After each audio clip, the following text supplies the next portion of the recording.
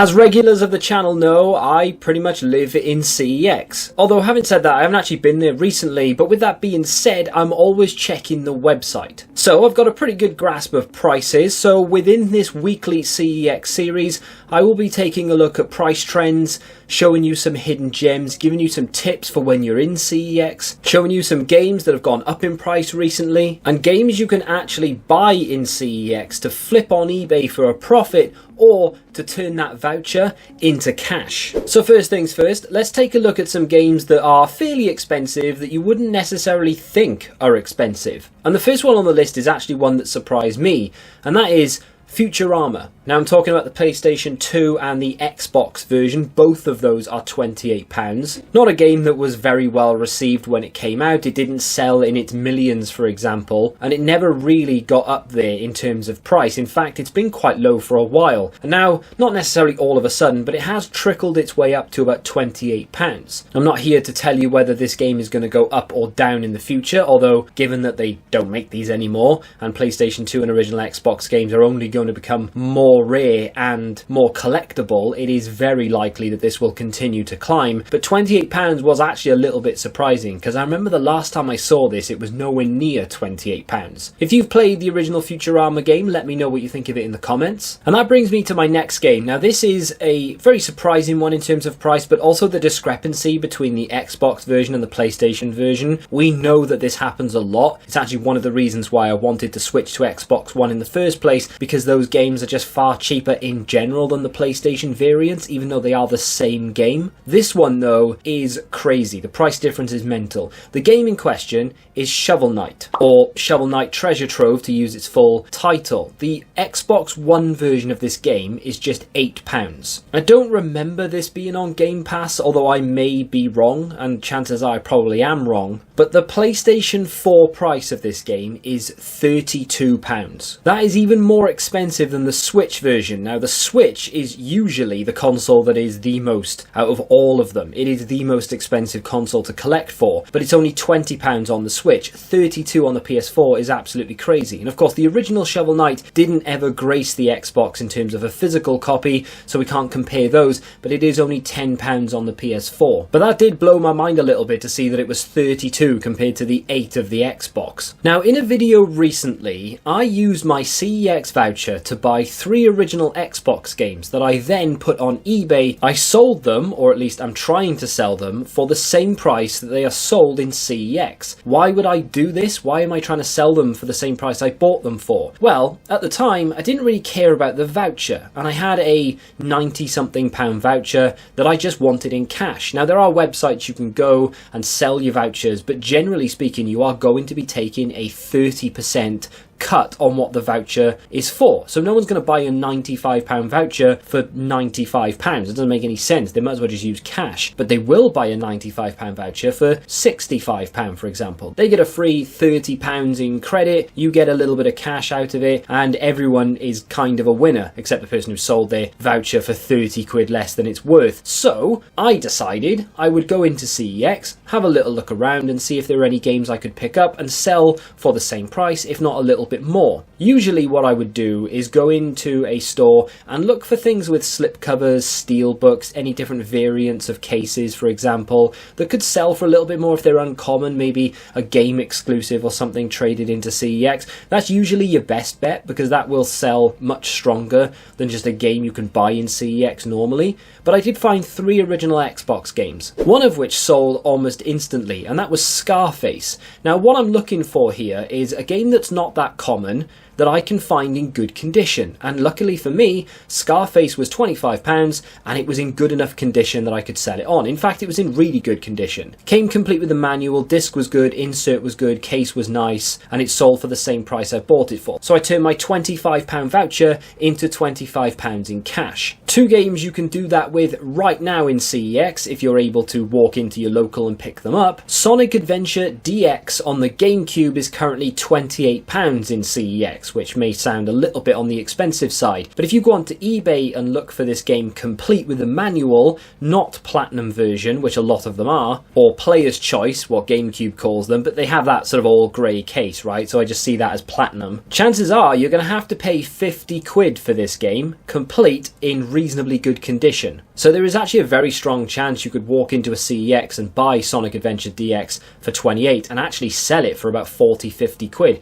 making a profit. Of course, that wasn't the intention here. The intention is to turn the voucher into cash, but I've actually stumbled upon a game that you could probably make a profit on. And I know there are going to be many questions. Why would someone buy it on eBay if they could just go into CEX? Well, not everyone has easy access to CEX. CEX is a big popular company in the UK. Of course they are. However, not everyone lives close to one. Some people have been burnt by them in the past and they just refuse to shop there. Other people, of course, don't live in the UK. That's right. The GSP program is your friend in this situation. So, for example, I recently sold a game to someone in Germany for far more than it's worth here in the UK because it's not readily available in Germany. And it didn't cost me anything extra to sell it to them because eBay offer this service and they fulfill it on their end. All I have to do is send it to a warehouse in Leeds. This next game is on the original Xbox, and this is The Suffering Ties That Bind. So this is the second game in the series, and it will cost you just £12 in CEX. Now, it goes without saying, you are looking for a copy that comes complete with a manual that is in good condition. Case needs to be good and not cracked, although you can change that out if you have a spare, but the manual and the insert themselves need to be in good condition. Of course, you need to check the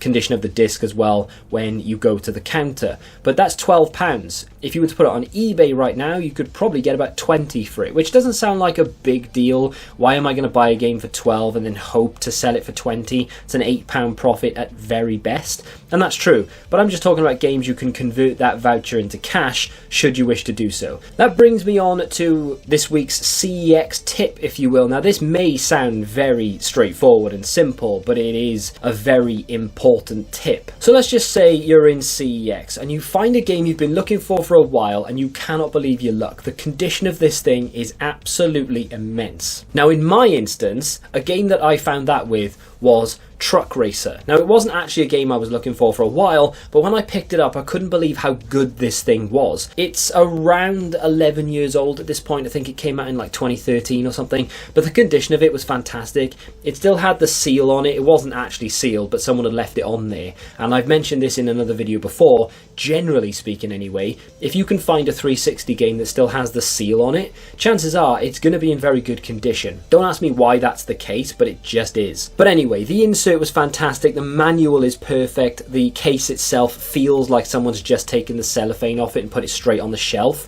Absolutely immense. And in my case, I was very lucky that that was the only copy in stock, so the disc was probably going to be in fantastic condition as well because it just matched up with everything else. However, let's just say, for example, you go and buy a slightly more common game. Need for Speed Carbon is one that I'm just plucking out of the air off the top of my head here. Chances are your CEX has more than one copy of this game. Let's say you go into the store, you see it on the shelf, and it's in Truck Racer condition, right? It's perfect. Feels like someone's just taken the cellophane off it. So the disc is probably going to be immaculate as well, right? Well, yeah, it probably will be. However, if there are 3 or 4 other copies on the shelf, you're not necessarily going to get the disc that was traded in with that game. When CEX trade in a game, they take the disc out, they put it in a wallet, and they stick it on the shelf with the other games that they have in stock. So if they have 10 copies of Need for Speed Carbon in stock, it's just going to go into the pile. And then when you go to buy it, they'll just take any random one off the shelf. You could get the worst condition disc ever. On top of that, of course, you could find yourself in a situation that I found myself in when I bought this, Midnight Club Los Angeles. This is the standard copy of the game. It wasn't in immaculate condition or anything. The condition of it was fine, but they had multiple in stock at the time. So what happened? They gave me a Classics disc, which is something that I half recognised as I was walking out of the store, but the queue was so big I couldn't be bothered to go back and argue the point that I wanted a normal disc. So if you go out and you collect Classics, you might not get the Classics disc unless you query it, if you will. And on top of that, the condition of the disc might not be matching of that of the case and the manual. I would assume the policy of CEX is if I went back in with my Midnight Club or my Truck Racer and the condition of the disc wasn't great, or it was a different disc, maybe they could swap it for a better disc or a good looking disc or whatever, or the corresponding disc that isn't a classic. But it's just easier if you do this at the till. It may seem like you're being a bit of an arse and you're trying to make the staff member do more work, but at the end of the day they are there to do a job, and their job is giving you the right disc. So if you're the one spending the money and you're willing to say, hey, can I just have the normal disc and not the classics disc in this normal case, I'm sure they'll do it for you, and it's no skin off their nose. They don't care. They'll just go and swap it out for you. So it's a simple tip, but if you do live quite far away from your CEX, so you have to drive 25-30 minutes to get there, the last thing you want is to go home and realise the disc is a mess and then you have to take it back again at some point. It's just an avoidable step. All you have to do is query it at the till and then job done. They can either clean it for you, they can swap it for a better one, and you don't need to worry, oh, is the disc in good enough condition? Do I need to take it back? I need to make a special trip now just for them to repair this disc. I do have some price trends to talk about, some games that are going up in price, a game that's actually coming down in price. I talked about it recently, to be fair, but I'll mention it again. But before I get there, channel members, thank you very much for signing up. Every single channel member on screen, and you all mean a great deal to me. If you'd like to become a channel member where you get access to exclusive videos and you get early access to these videos as well, the link is in the description, and things start from 99p. You get access to everything for that price. Thank you once again, channel members. Now, let's get into some hidden gems. So the first of two hidden gems that I have to share with you today is on the PlayStation 4. Now, this game does fluctuate in terms of stock. It's only £12 right now, so it's a pretty good price to pay for this, and it is a shmup if you're interested in that kind of thing. Basically a vertical scrolling shoot 'em up game, so people say shmup. It was released in 2017, and of course it is called Raiden V, or Raiden V Director's Cut, however you want to say it. Now this is another game in the long running series here, but the reason why this is a hidden gem... Hidden gem?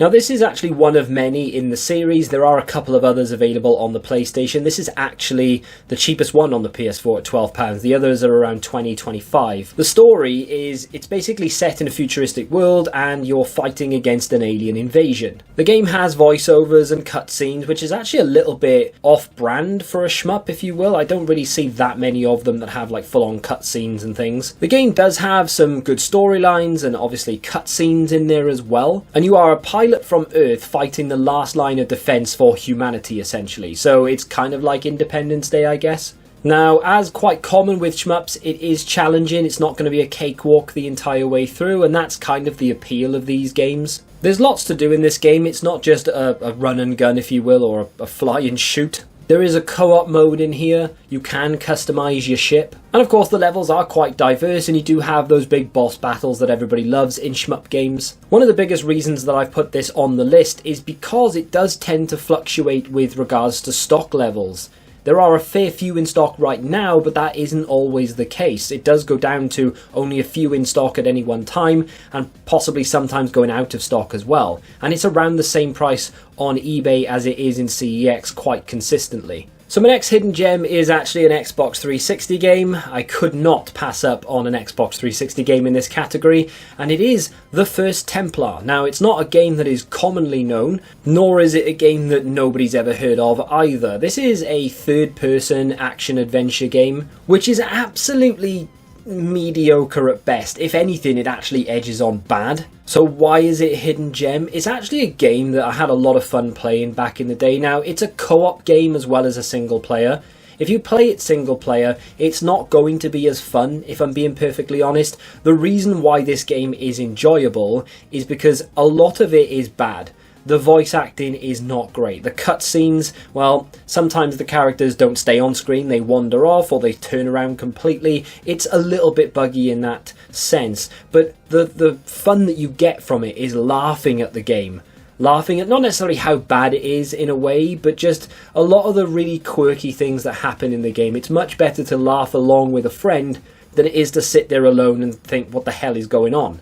It's only £12 in CEX right now, which I think is an absolutely fantastic price to pay for this game, especially if you have a friend to play it with. But even if you don't have friends like me, and you're happy to sit there and play it by yourself, you can still chuckle along to what's happening on screen. It's just not very fun when you can't share that with someone. The combat is quite basic and the story is a little bit linear in that sense, but with that being said, it is still a pretty fun game to play, and although I'm not really here to say that this game is only ever going to go up in price, I wouldn't be surprised if it did start to creep up. And finally, let's talk about some price trends. So I did actually want this section to be, hey look, this game has come down in price, pick it up now before it goes back up or before it goes out of stock or becomes too expensive and such. And one of the games is kind of like that. Another game is just completely different. I didn't think I'd be talking about this type of thing, but the first one is London 2012 on the Xbox 360. This game rose in price not that long ago when YouTubers picked it up and started playing it. Now, of course, Zerka picks this up every 4 years